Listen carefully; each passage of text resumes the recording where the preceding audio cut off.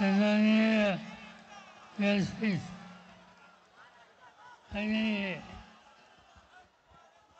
देशाची लोकशाही टिकवण्याच्यासाठी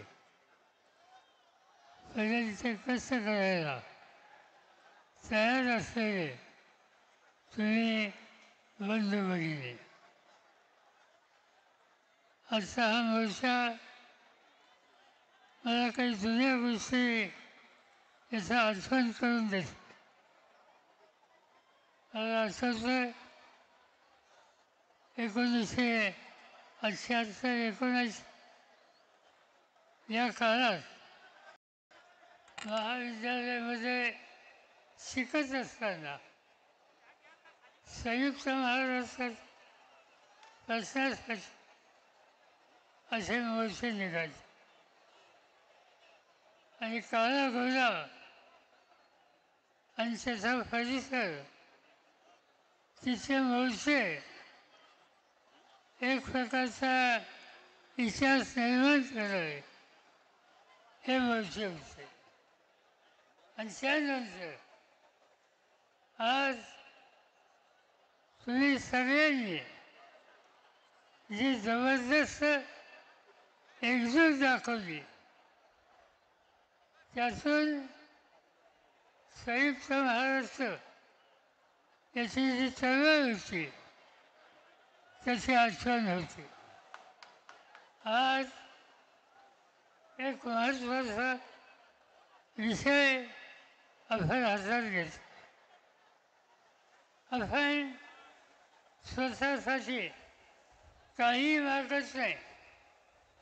आपण एवढंच म्हणतो की लोकशाहीमध्ये संविधानानं जो अधिकार तुम्हा आम्हाला दिला त्याचं जतन करणं याची आज वेळ आली. आपण बघितलं निवडणुका झाल्या आणि त्या निवडणुकीमध्ये विशेषतः विधानसभेच्या निवडणूक जे काही प्रकार झाले त्यामुळं सामान्य माणसात संसदीय लोकशाही यावरचा विश्वास याला धक्का बसला. आज अनेक ठिकाणी लोक अस्वस्थ आहेत.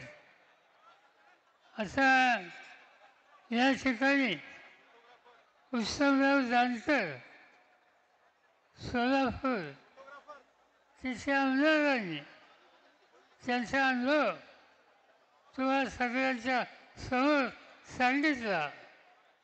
त्याचं स्पष्ट होतं की सत्तेचा गैरवापर सातत्यानं केला जातो आणि याला तोंड द्यावं लागेल. राजकीय मतभेद असू शकतात, निवडणुकीमध्ये संघर्ष असू शकतो, पण या सगळ्या गोष्टी विसरून आम्हाला एक व्हावं लागेल आणि या देशाचा मतांचा अधिकार, लोकशाहीचा हा अधिकार हा जतन करणं हेच आमचं कर्तव्य आहे. हा दृष्टिकोन ठेवून आपण आज या ठिकाणी निर्धार केला पाहिजे.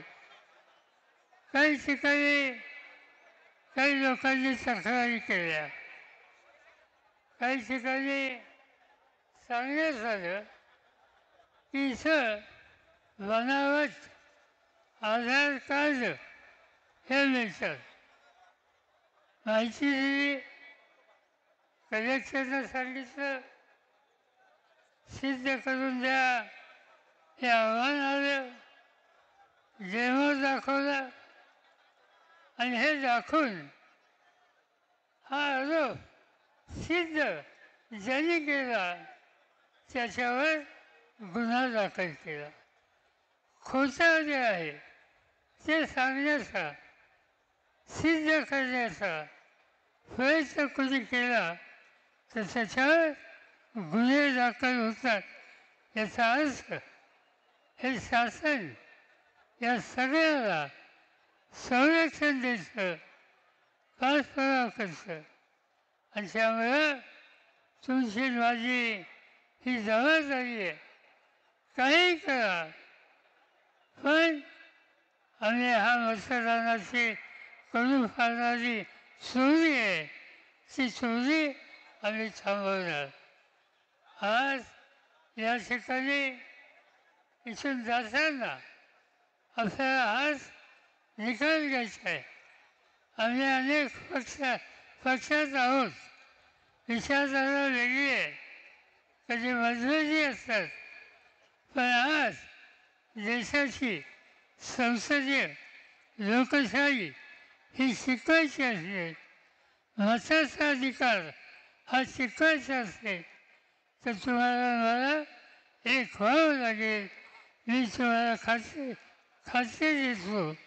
आज व्यासपीठावर असलेले सगळे नेते आणि सरकारी या सगळ्यांच्या वतीनं आम्ही असा निकाल घेतला.